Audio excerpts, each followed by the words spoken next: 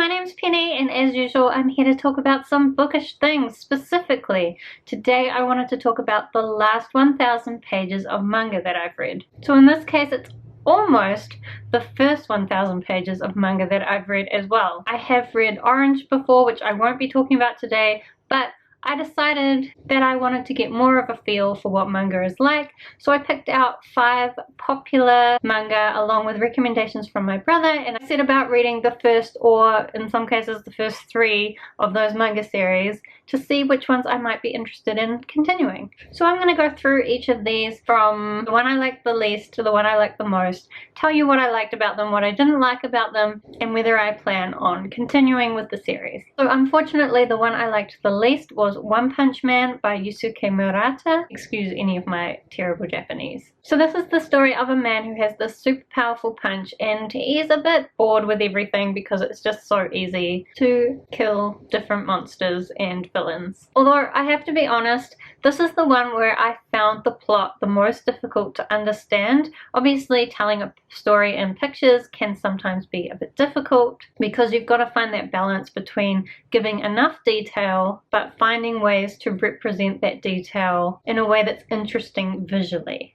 And for One Punch Man, I just found it mostly boring, and what action there was, this is mostly kind of an action comedy, I didn't really understand what was happening, and I didn't really care. I will also say of all the manga I read, this is the one that had the most over-sexualization of women in it, which isn't something I particularly appreciate, and most of what was happening just seemed a little bit silly.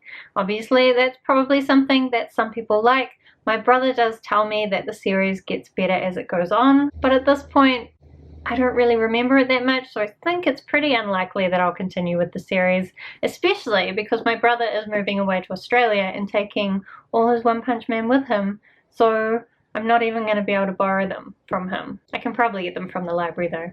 I will mention the reason why I don't have a lot of these here in physical form is because I either borrowed them from my brother or I borrowed them from the library. Since this was a new area of fiction that I'm getting into, I definitely didn't want to take the risk of buying something that I didn't know whether I would even like it. And libraries and brothers are great.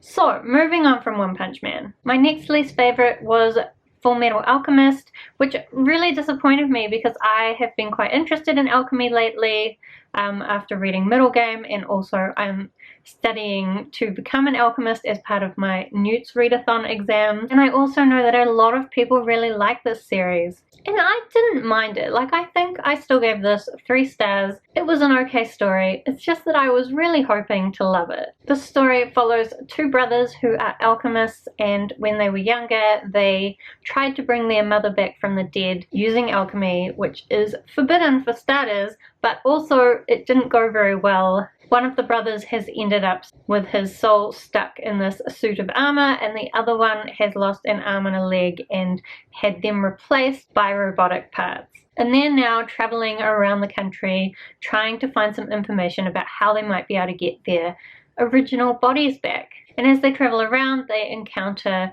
different dramas that they get involved with. It's quite episodic in that way, and I think what was missing for me was a really clear narrative thread throughout the story. I didn't feel like this idea that they're looking for a way to reform their bodies was enough of a focus, and so most of the time it just seems like they're traveling around doing random things with not much direction. And I might have thought that it was just because within one volume it's quite hard to get very far into a detailed plot, but I actually read the first 3 volumes because it was bound up in one edition, and I still didn't feel that invested in the characters. I will say I am somewhat interested in the villains. There has only been a few hints within these first volumes about this group of villains doing something suspicious, and it is likely that I will continue this series specifically to find out what those naughty villains are up to. I guess if I'm honest, villains are my favorite. I also got a little bit sick of the way that throughout the book they make out like the main brother is some kind of saint. He's amazing, everybody looks up to him. I didn't think he really did anything to deserve that. Even often when he would do something good, it was always after he'd do something kind of meh. Obviously, this is just my preference.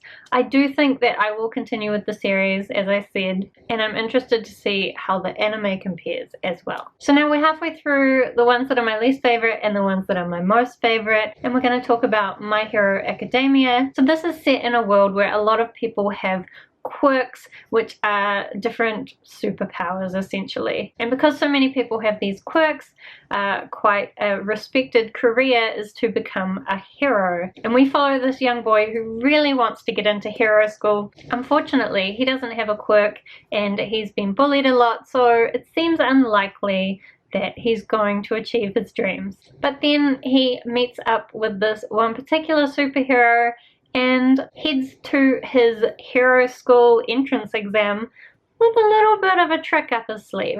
So again, sometimes this one could be a little bit silly, but I do think it had a lot more substance than, say, One Punch Man, which was very silly.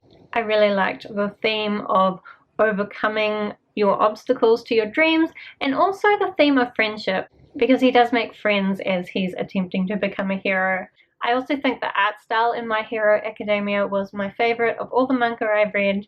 I really liked the character design for the different superheroes and all their different outfits.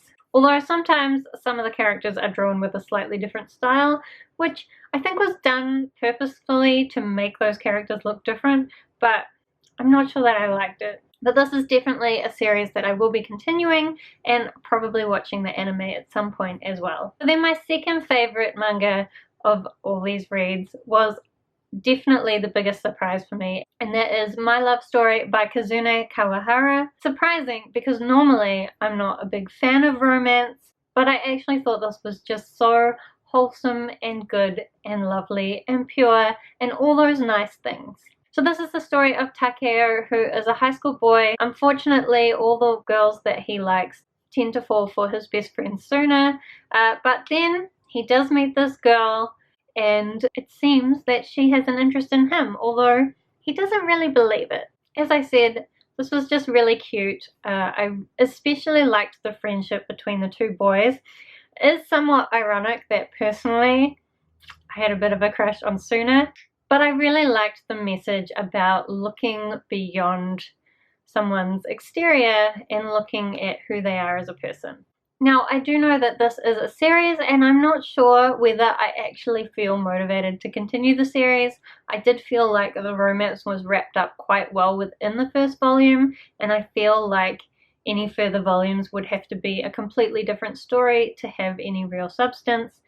And I'm honestly not sure whether I would be interested in any more story. I kind of like to just wrap things up happily ever after like they were. But then again, I did really love this first volume, so at some point I'll probably take the risk. So we're finally up to the final manga that I'm going to talk about today, and that is the one that is my favorite of all of these. I've now read the first 5 volumes, and that is Death Note, which is written by Tsugumi Oba and illustrated by Takeshi Obata. This is a very popular series, so you probably have at least an inkling of what this one's about. But basically, there are these death gods who have these notebooks, and if they drop a notebook and it gets picked up by a human, that human can use it to write names in the notebook, and whatever names are written in the notebook, that person will die. And there's also a lot more rules that get revealed throughout the story about how it works, so you can also add in the details about how the person is going to die and when they're going to die. So the death gods seem to have a habit of leaving these notebooks around in the hope that humans will find it, just for the laughs, you know, like, oh, what's going to happen? Oh, I'm a bit bored. Maybe I'll leave my death note out for someone to find and it'll entertain me for a little bit. So this particular death note ends up in the hands of Light Yugumi, and he decides to take it upon himself to use this notebook to stop crime. So he starts just writing all the names of different criminals into this notebook, and so all these criminals start dying off. Obviously, it's a bit of a moral dilemma for the police because while there's people who support what's happening. In general, killing off every criminal is not really justified. So they get this super detective involved called L, and the story is basically this psychological thriller and battle of wits between L and Light.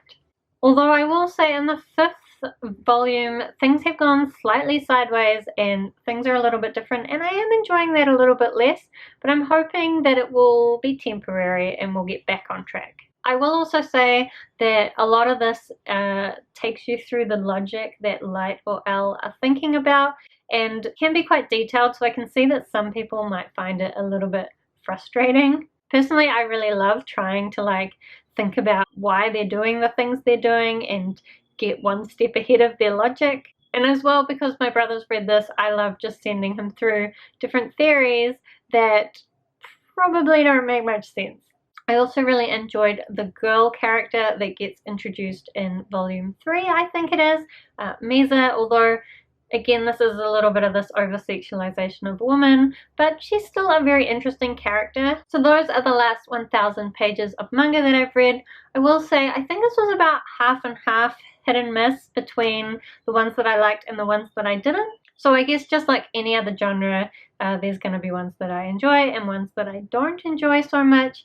But I do think that having read this selection, I am in a much better place now to figure out which ones I am going to like.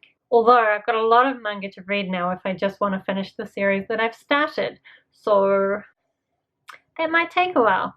Still, if there's any other manga that you think I would enjoy, please leave a comment down below and let me know what they are, or if you've read any of the ones that I talked about today, then I'd also love to know what you thought about them. Otherwise, thank you so much for watching.